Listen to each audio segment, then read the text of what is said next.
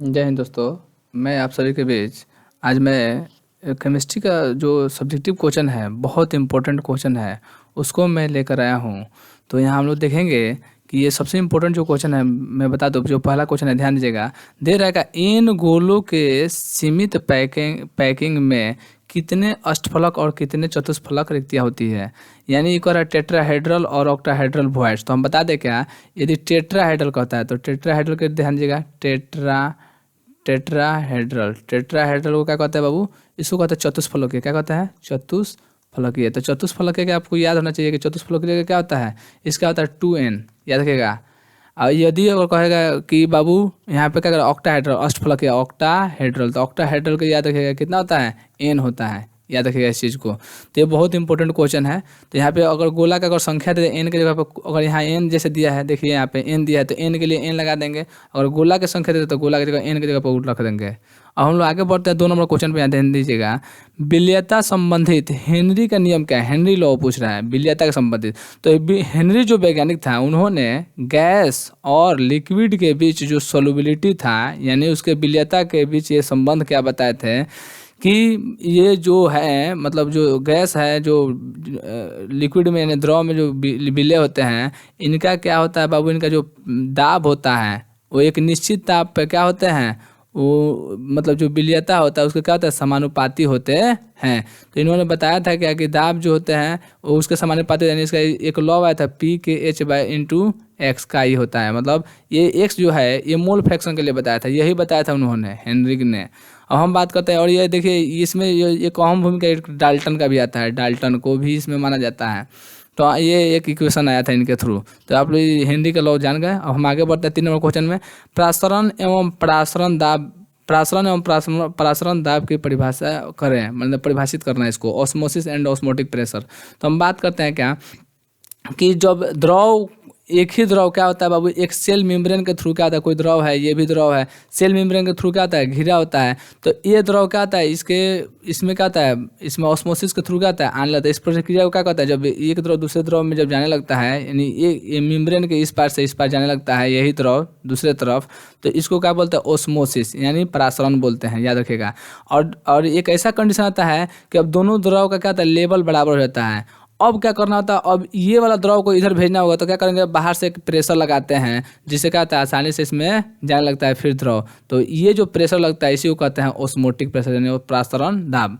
अब हम आगे बात करते हैं 4 नंबर क्वेश्चन पे, ध्यान दीजिएगा कि भौतिक और रासायनिक अधिशोषण से आप क्या समझते हैं। तो ये ध्यान दीजिएगा, फिजिकल ऑब्जॉर्प्शन पूछ रहा है और केमिकल ऑब्जॉर्प्शन। तो याद रखिएगा जो भौतिक ऑब्जॉर्प्शन होता है, ध्यान दीजिएगा भौतिक ऑब्जॉर्प्शन ये क्या होता है, याद रखिएगा बाबू, ये वांडरवाल बल के कारण लगता है। किसके बल के कारण, वांडरवाल बल के कारण ये उत्पन्न होता है।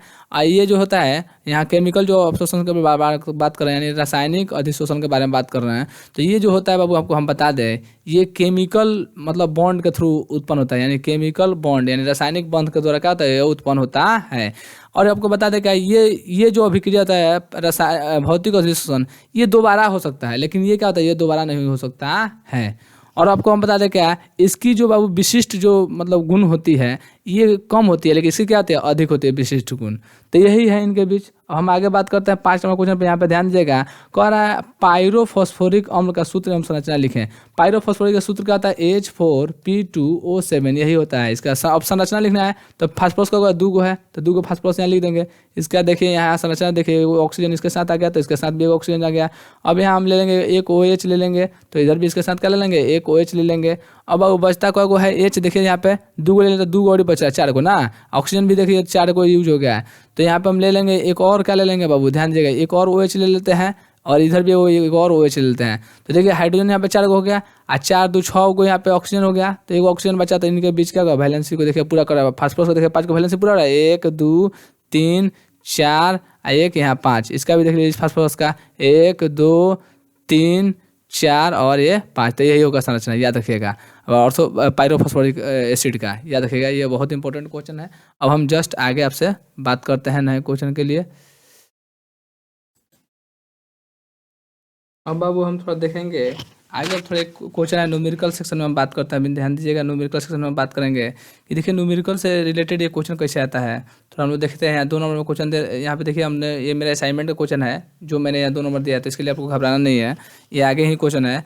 तो मैं यहाँ पे अब देखिए बात कर रहा है एक पात्र के में 18 ग्राम ग्लूकोज, यानी ग्लूकोज को क्या कर रहा है, एक पात्र में 18 ग्राम हमने लिया है और इतना ग्राम का वायुमंडलीय दाब है, यानी ये क्या एटमॉस्फेरिक प्रेशर है, और 1 केजी जल में घोला जाता है। तो इस ताप की कितना ताप पर क्या उबलेगा, ये टेम्परेचर पूछ रहा है उबलने का। तो ध्यान दीजिएगा यहाँ पे दे दिया गया है ऑलरेडी, यहाँ पे दे दिया गया केबी का मान, जल का केबी का मान, यानी यहाँ पे ध्यान दीजिएगा अब क्या करा दिया गया है। ग्लूकोज का द्रव्यमान कितना 18 ग्राम दिया गया है, और ग्लूकोज का अनुद्रव्यमान कितना 180 ग्राम होता है। ग्लूकोज का सूत्र होता है C6H12O6, तो इसी से निकाल लेंगे अनुद्रव्यमान इसका। तो ग्लूकोज का एक कार्बन का कितना था 12, उसी तरह से 5 6 72 हो जाएगा इसका। हाइड्रोजन का 12, फिर प्लस ऑक्सीजन का कितना होगा, एक का सूर्य होता है तो 6 का कितना 96, जोड़ देंगे तो टोटल 180 आएगा। तो 180 इसका अनुद्रव्यमान हो गया। फिर उसको ग्लूकोज का मोल निकाल लेंगे, तो 18/180 कर देंगे, दिया गया द्रव्यमान बटा अनुद्रव्यमान, तो यहाँ 0.1 मोल। ठीक है, अब दिया गया यहाँ विलायक का द्रव्यमान कितना है 1 kg है। तो अब यहाँ बात करते हैं मूललता पहले निकालेंगे। तो मूललता का क्या होता है कि मोल और बाटा क्या होता है उसका केजी में द्रव्यमान, तो यहाँ निकालेंगे तो मूललता यहाँ निकल गया। देखिए यही मूललता है बाबू, यहाँ पे ध्यान दीजिएगा। अब हम बात करेंगे यहाँ पे, देखिए इसका क्वथनांक बात कर रहे हैं, यानी उबलेगा, उबलने का मतलब क्या होता है क्वथनांक, यानी बॉइलिंग पॉइंट, इसी को कहते हैं बॉइलिंग पॉइंट। तो यहाँ पे ध्यान दीजिएगा बॉइलिंग पॉइंट का बात करें डेल्टा टीबी का, तो केबी का हम लोग का मान है तो मालूम है, देखिए केबी का मान है दिया है जी। तो यहाँ केबी का मान मालूम है, तो मूललता का निकाल लिया, यानी यहाँ 0.1 मोल। तो इसी में क्या करेंगे गुना कर देंगे, मल्टीप्लाई, तो देखिए कितना है, इतना केल्विन आ गया। अगर डिग्री सेल्सियस में पूछेगा बाबू तो इसमें क्या करेंगे बाबू, ये केल्विन में होगा तो इतना ही केल्विन पर उबलेगा। अगर डिग्री सेल्सियस में पूछेगा तो इसको सेल्सियस में भी चेंज कर सकते हैं, कोई यहाँ पे 273 से क्या करेंगे ऐड कर देंगे। अब आगे हम बढ़ते हैं अब नेक्स्ट क्वेश्चन की तरफ।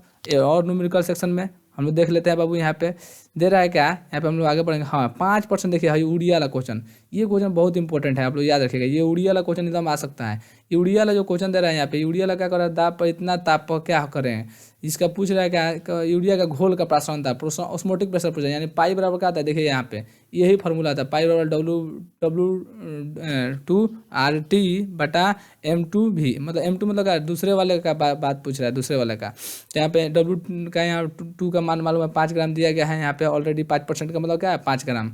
और टेम्परेचर यहाँ पे 273 केल्विन का बात करिए दिया गया है। इसका मास कितना, यूरिया का हम निकालेंगे कितना 60 ग्राम पर मोल होता है। अब घोल का आयतन हमको मालूम है, घोल का आयतन यहाँ पे दिया RT से, यहाँ से निकालेंगे घोल का आयतन। अब ध्यान दीजिएगा यहाँ से जब जैसे ही वैल्यू डालेंगे तो इतना आ जाएगा इसका ATM प्रेशर, ये फार्मूला पे WT का मालूम है, R का मालूम है, T का मालूम है, तो M2 का मालूम है, V का मालूम है। तो यहाँ से इसका मान आ गया। तो ध्यान रखिएगा क्वेश्चन बहुत इंपॉर्टेंट है।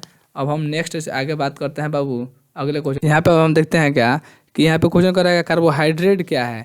ये बहुत इंपॉर्टेंट क्वेश्चन है, ये इस बार हमको पूरा गेस में मैं कर रहा हूँ। ये ऐसे मॉडल सेट में भी क्वेश्चन दिया है कि ये क्वेश्चन लगभग इंपॉर्टेंट है, ये आने वाला है। कार्बोहाइड्रेट क्या है और इसका वर्गीकरण कैसे किया है। तो कार्बोहाइड्रेट आपको मालूम है ये कार्बनिक, ये क्या होता है यौगिक होता है। ये इसको देखिए बाबू, इसको कैसे बांटा गया, मोनोसेक्राइड और ओलिगोसेक्राइड, डाइसेक्राइड, ऐसे बांटा गया इसको, समझ में, पॉलीसेक्राइड सॉरी। तो यहाँ हम बात करते हैं क्या बाबू, मोनोसेक्राइड क्या होता है। मोनोसेक्राइड क्या होता है, जिसमें क्या होता है उनमें मतलब सबसे छोटे छोटे जो मतलब होते हैं जिनको मतलब और तोड़ा नहीं जा सकता है इकाई, सबसे छोटे इकाई होते हैं। तो यहाँ देखिए वो कौन कौन से होते हैं, एल्डिहाइड कीटोन के ग्रुप होते हैं, पॉलीहाइड्रोक्सी इसको कहते हैं, जैसे ग्लूकोज है, फ्रुक्टोज है, राइबोज है, इस सबको क्या कहता है मोनोसेक्राइड। उसी से ओलिगोसेक्राइड क्या होता है बाबू, ध्यान दीजिएगा, ओलिगोसेक्राइड में कहता है मोनोसेक्राइड कहते हैं 2 से लेके देखिए 10 संख्या जब होता है मोनोसेक्राइड की तो उसको क्या कहता है बाबू, ओलिगोसेक्राइड कहा जाता है, याद रखिएगा। ये जैसे होता है आपको सुक्रोज होता है, माल्टोज होता है। अब हम आगे बात करते हैं कि पॉलीसेक्राइड, तो यहाँ देख सकते हैं पॉलीसेक्राइड क्या है। ये बहुत सारे मोनोसेक्राइड का क्या होते हैं मिल कर क्या होता है बने होते हैं, लगभग 100 से ज़्यादा होता है इसमें। तो ये बहुत ही मीठा भी होता है, स्टार्च, सेल्यूलोज, ऑर्गम, ये सॉरी ये बहुत ही मतलब ये इम्पोर्टेंट है। अब आगे देखते हैं हम आगे कि बाबू यहाँ पे कह रहा है क्वेश्चन क्या है, न्यूक्लिक अम्ल क्या है। ये भी बहुत इंपॉर्टेंट क्वेश्चन है, न्यूक्लिक अम्ल क्या होता है। तो इनका दो मुख्य कार्य को लिखें। तो न्यूक्लिक अम्ल क्या होता है बाबू, DNA RNA का आप लोग नाम सुने होंगे, यही हमारा न्यूक्लिक एसिड है। तो हम आगे अब बात करते हैं बाबू।